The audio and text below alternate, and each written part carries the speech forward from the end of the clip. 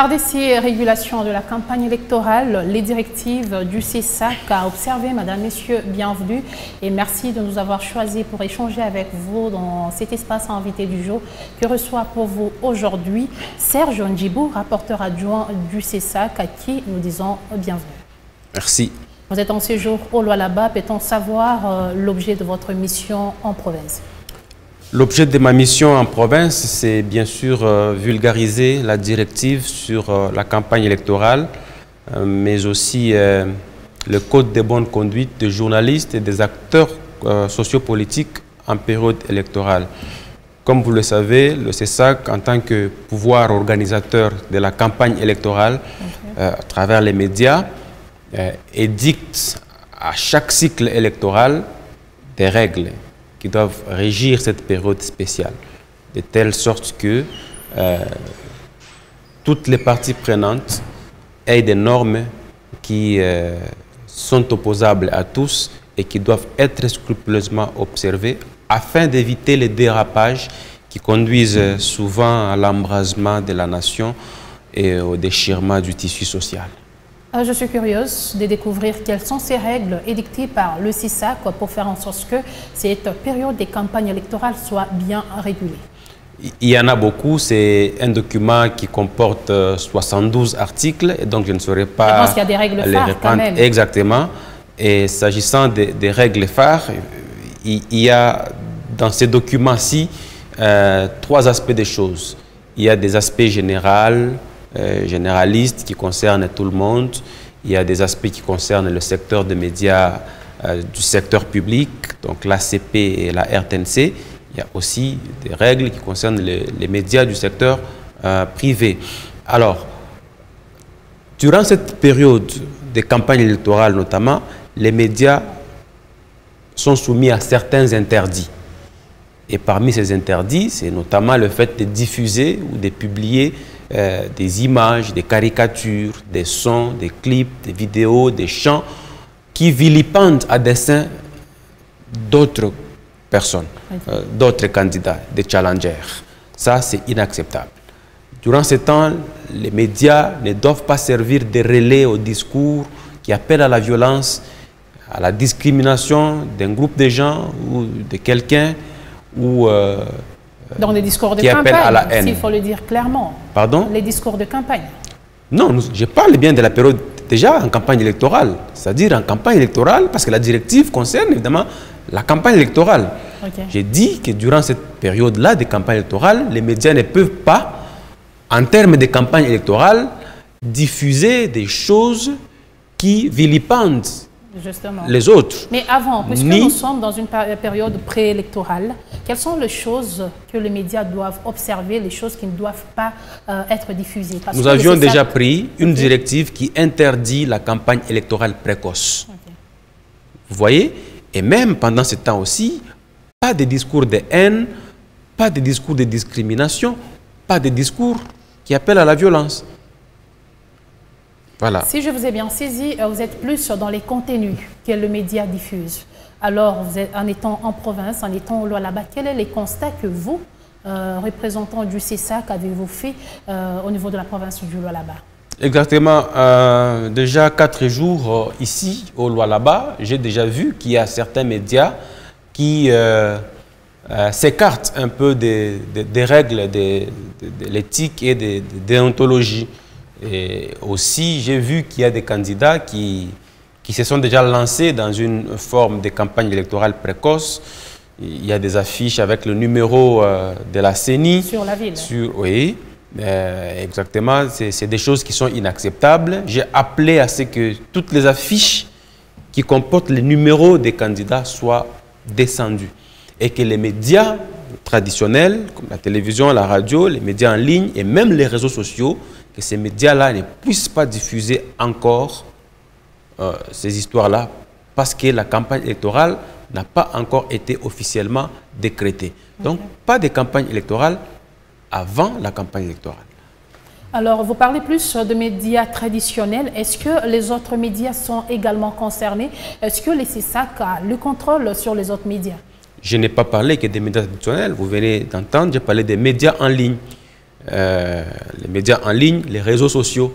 Parce qu'en fait, le CESAC a pour mission non seulement de réguler le contenu qui est diffusé sur les médias traditionnels que sont la télévision, la radio et la presse écrite, le journal, mais aussi les médias en ligne ou, de façon globale, les autres moyens de communication des masses, comme dit la loi organique qui fonde le CESAC. Et les autres moyens de communication des masses font évidemment référence à l'évolution de l'écosystème médiatique. Parce qu'aujourd'hui, il y a eu les TIC qui sont intervenus dans l'écosystème médiatique et qu'il faille à tout prix réguler pour éviter tout ce que cela peut comporter comme inconvénients et désavantages lorsque ce secteur-là n'est pas réglementé. Donc, les réseaux sociaux, les médias en ligne, YouTube, tout ça, ça entre dans ces cadres-là, dans ces lots des autres moyens de communication des masses. Ok, nous constatons que les médias traditionnels sont plus contrôlés, mais il y a des contenus qu'on retrouve uniquement dans les médias en ligne, parce qu'aujourd'hui nous avons des chaînes YouTube, nous avons des chaînes des Protel, de Protel. Il y a des contenus qui ne peuvent pas passer dans le média traditionnel, mais qui passent facilement dans les réseaux sociaux. Alors vous, quels sont les mécanismes que vous avez mis sur pied en tant que CESAC pour réguler aussi ces médias? Parce que là, on a l'impression qu'il y a une forme de libertinage. Oui, exactement. Parce qu'il s'agissait d'une nouvelle donne qui est intervenue dans le secteur des médias, il fallait d'abord étudier cet environnement-là nouveau qui est intervenu et voir quels sont les mécanismes qu'il fallait mettre en place pour les réguler. À ce jour, donc, je peux vous confirmer qu'en tant que CESAC, nous sommes capables de fermer ou faire fermer une chaîne YouTube. Nous sommes avancés dans les pourparlers avec les plateformes desquelles dépendent ces réseaux sociaux-là. YouTube pour Google, Facebook pour Meta. Et ça sera vraiment facile. C'est-à-dire? Non, ça c'est la question qu'on se pose dans l'opinion. Est-ce que les CESAC est-elle à la hauteur de donner des instructions à Facebook par exemple pour dire que fermez-moi telle chaîne YouTube, fermez-moi telle chaîne YouTube? Évidemment, ce n'est pas un allant de soi qu'arriver à cela. Mais avec ces plateformes-là, nous sommes déjà sur le point, parce que nos pourparlers ont avancé, nous sommes sur le point de signer un protocole d'accord, de telle sorte que, au niveau du CESAC, nous sommes arrivés jusqu'à créer une commission spéciale appelée Alerte numérique. Et cette commission est chargée évidemment de faire la surveillance du contenu qui est publié sur les autres moyens de communication, dont les réseaux sociaux. Alors, chez Facebook, par exemple, pour arriver à faire un signalement qui soit pris en compte, il faut faire ce qu'on appelle le fact-checking. Évidemment. Et cette commission que nous avons mis en place, l'alerte numérique, est dans cette logique-là de faire le fact-checking. Et parce qu'il y aura un protocole d'accord qui va nous lier avec Meta, nous, en tant qu'organe de régulation censé être neutre, notre voix compte. Organe de régulation censé être neutre, j'aime cette phrase, mais je préfère en savoir un peu plus par rapport au discours des campagnes durant une période préélectorale.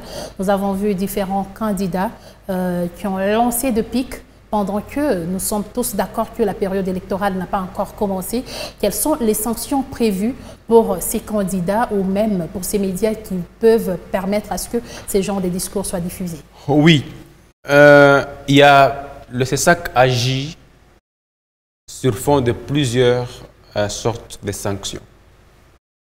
Nous pouvons faire une observation à tel ou tel autre candidat ou à tel ou tel autre média qui s'écarte de la ligne de conduite fixée. Au cas où l'observation n'a pas été observée, permettez cette tautologie-là, nous pouvons passer à une autre étape. Pour les acteurs politiques, nous pouvons décréter un embargo. C'est-à-dire quoi? C'est-à-dire... L'écarter de la course ou... Non, pas écarter de la course, mais vous interdire de passer dans les médias et ordonner les médias à ne plus vous accorder leur espace, leur micro, leur antenne. Non, c'est un embargo. Nous pouvons dire, sanctionner un candidat, dire désormais vous ne passerez plus dans les médias, tous les médias qui émettent en République démocratique du Congo durant un temps donné, selon que l'Assemblée plénière du CESAC va décider sur fond des faits qui lui seront soumis. Je préfère qu'on les médias, nous pouvons suspendre une émission, nous pouvons suspendre un journaliste, nous pouvons même retirer le signal d'un média et c'est fini. Je voudrais qu'on soit plus pragmatique. On a vu lors des dépôts des candidatures des différents candidats au niveau du pays, notamment à la présidentielle, on a vu le président de la République lui-même, Félix-Antoine Tshisekedi, qui est allé déposer sa candidature. Au sortir, il a tenu un discours de campagne en jetant des pics à ses concurrents. On a vu le président Bahati, même discours. On a vu même la gouverneure intérimaire du Lualaba qui a dit « au Lualaba, c'est Fachi ou rien ». Nous sommes d'accord que c'est un discours de campagne. Quelle est la mesure prise par le CESAC que vous êtes pour sanctionner cette fois? Parce que vous dites que vous sanctionnez aussi. Il n'y a pas que le président de la République comme candidat président de la République qui a fait des discours qui s'apparentent à la campagne électorale. Parce qu'il faut éviter de l'acharnement sur un individu. Justement. En tant que journaliste, sachez que vous recevez un régulateur. Vous me recevez, je suis régulateur. Et à cette qualité, je peux constater les infractions que vous commettez sur ce plateau et agir. Et donc, évitez que dans l'exercice de votre profession, les tendances politiques puissent vous caractériser. C'est pas de tendance. Si je peux rallonger ma liste, ils sont nombreux. Parce que vous n'avez parlé que d'un candidat. C'était juste un candidat d'une seule tendance. Et tous ces candidats que vous avez cités, il y a Moïse Katumbi également qui a tenu des propos pareils. Il fallait y aller. Voilà. Parce que quand vous parlez, quand vous prenez les candidats d'une tendance, prenez aussi les candidats d'une autre tendance. Voilà, vous avez ça. Et donc, nous avons besoin que les journalistes que vous êtes puisse être caractérisé par le sens d'équité et d'impartialité. Au-delà, soyez au-dessus des tendances politiques de ceux qui vous guident. Justement, nous sommes d'accord. Il y a un journaliste de l'opposition, un candidat de l'opposition et un candidat de la majorité. Vous avez constaté qu'il y a eu des discours qui s'apparentent à la campagne électorale. Quelle est votre position, vous, en tant que Nous avons condamné cela. Nous avons émis des communiqués, nous avons émis des directives, nous avons fait des observations qui sont passées sur la chaîne nationale et dans d'autres médias. Nous avons même adressé des courriers à tous ces candidats-là, leur disant pas de campagne électorale avant la campagne électorale. Donc il faut attendre que la campagne électorale soit officiellement décrétée selon le calendrier qui est fixé par la Commission électorale nationale indépendante. Voilà, tous ces candidats-là ont été contactés. Que ce soit les candidats président de la République, que ce soit les candidats à la députation provinciale, nationale, ainsi de suite, nous leur avons adressé des observations pour interdire cette pratique-là des campagnes électorales. Et donc, je vais profiter de cet espace pour rappeler encore que la campagne électorale, avant la campagne électorale, est inacceptable. Et que tous ceux des acteurs politiques qui seront pris en flagrance délit dans cette histoire-là, le CESAC n'entend pas transiger. Nous avons déjà averti plusieurs fois et donc le temps est à la sanction et les sanctions seront prises. Alors, en communication, on dit tout communique. Le candidat peut-être peut aussi dire je ne lance pas un discours de campagne, mais lorsque j'ai fait l'itinérance dans différents coins du pays, il y a des affiches qui parlent campagne. Il y a des effugies et tout. Alors, vous l'aviez constaté durant l'opération d'enrôlement. Vous l'aviez également constaté, je suppose, durant les dépôts des candidatures. Alors, de quelle manière, parce que les affiches aussi parlent, lancent un message, de quelle manière vous pouvez accompagner le média pour nous éviter cela? Parce que je pense que les journalistes aussi ont un rôle à jouer là-dessus. Les médias, vous êtes instruits que, selon les directives édictées par l'organe de régulation des médias, tel message ne devait pas passer. Mais ici, il faut aussi que le bon sens vous guide. Lorsque quelqu'un dit « au Lualaba, Fachi ou rien », est-ce que c'est de la campagne électorale? Ou c'est une conviction exprimée? Mais c'est une propagande en faveur du candidat. Est-ce que c'est une campagne électorale ou c'est une conviction exprimée? C'est ça. C'est quelqu'un qui exprime une conviction à laquelle il est intimement, fermement lié. Aussi sur une chaîne de radio et télévision, j'ai dit, moi, mon candidat, c'est tel ou rien, donc je suis permis à le faire. Puisque c'est ma conviction. Oui, c'est de la conviction. Mais à quel moment une conviction devient campagne électorale? C'est là que se trouve le problème. Vous avez parlé ici des affiches qu'on peut voir. Lorsqu'il y a une affiche, quelqu'un dit sur une affiche, je suis votre fils. Il n'a pas dit votez pour moi. Ou qu'il n'a pas mis son numéro d'ordre de la CENI. Ou il n'a pas dit, il n'a pas mis son numéro d'ordre de la CENI. Est-ce que c'est de la campagne électorale? Ah, donc il faut éviter le numéro alors. Voilà. Quand il y a un numéro, c'est de la campagne électorale. Et même lorsque un acteur politique, en cette période-ci, un député national, député provincial ou autre, va dans une communauté, il pose une bonne action, il fait construire, je ne sais pas moi, une passerelle ou quelque chose. Mais quand vous, journalistes, vous êtes appelés à couvrir cet événement-là, à quel moment cette couverture-là que vous faites devient une campagne électorale? C'est au moment où vous liez cette action, cette activité qui vient d'être faite là, à l'élection prochaine. Mais si vous vous limitez à faire votre reportage que tel monsieur a fait ceci pour cette communauté, la communauté a apprécié, la communauté était contente, en même temps, je brandis des images de numéro de la personne. Non, j'ai dit qu'il ne faudrait pas. Le numéro, non. Ça, c'est de la campagne pure et simple. Le numéro, non. Alors, il y a une question qui se pose. Parce que le numéro, c'est ça même l'identité qui permet aux électeurs d'identifier le candidat. Ça, c'est de la campagne électorale. Alors, il y a une question qui se pose dans l'opinion aujourd'hui. Oui. Je me permets quand même de la poser. Est-ce qu'à ce jour, le CESAC a le main libre pour exercer son pouvoir? Très libre. Très, très libre. Qu'est-ce que vous direz par rapport à ceux-là qui pensent que le CESAC serait un accompagnateur du pouvoir? Serait un accompagnateur. Moi, je n'ai pas à répondre sur base de conditionnalités, de propos conditionnels qui n'ont aucun soubassement authentique. Serré. Non? Alors, c'est serré. Ça reste serré. Il y a deux gens qui le disent. Oui, ils le disent, mais sur fond de quoi? Sur quelle base? Parce que c'est un organe étatique. On s'est dit, mais est-ce que le fait que... La CENI, c'est un organe étatique, oui ou non? Justement. La CNDH, c'est un organe étatique. Malheureusement, c'est moi qui pose des questions ici, parce que je vous ai reçu. Alors, oui, je peux vous répondre par une question. C'est permis. Allez-y. Oui. Donc, il y a plusieurs organes étatiques, mais qui sont appelés à être neutres. Étatique, ça veut dire quoi? Le CESAC, c'est un organe, comme la CENI, fondé par la Constitution à l'article 212. OK? Avec des missions spécifiques consacrées par des lois organiques. Vous voyez?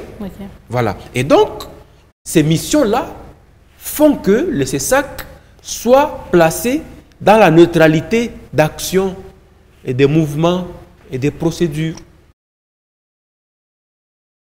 Puisque nous tendons vers la fin, on a appris également que les réseaux, le groupe WhatsApp seront également contrôlés par quel mécanisme? Vous l'avez appris par qui? Nous avions appris. Par qui? Je ne sais pas répondre à cette question, mais il semblerait que le groupe WhatsApp, les administrateurs de ces groupes seront également contrôlés. Vous êtes dans des supputations derrière lesquelles il n'y a aucun fondement rationnel, donc je ne sais pas répondre à ça. J'ai parlé des réseaux sociaux. Parce que là-bas, aussi une campagne peut se faire. Nous sommes dans la dynamique de réguler le contenu qui est publié sur les réseaux sociaux. C'est ça ce que j'ai dit. Je n'ai pas parlé d'un groupe WhatsApp ici.